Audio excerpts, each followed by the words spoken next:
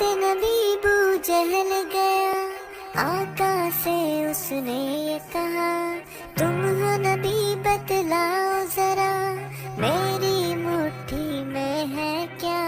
सिमत नबी बू जहल गया, आका से उसने ये कहा, तुम हो नबी बतलाओ जरा, मेरी मुट्ठी में है क्या।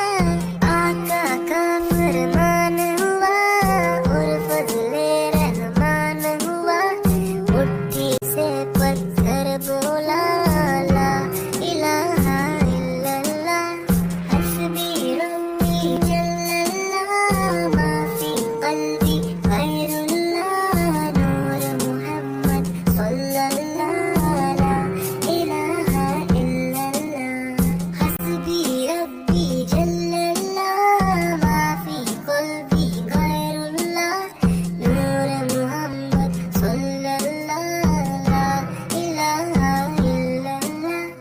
अपनी बहन से बोले उमर, ये तो बता क्या करती थी, मेरे आने से पहले क्या चुपके पढ़ती थी।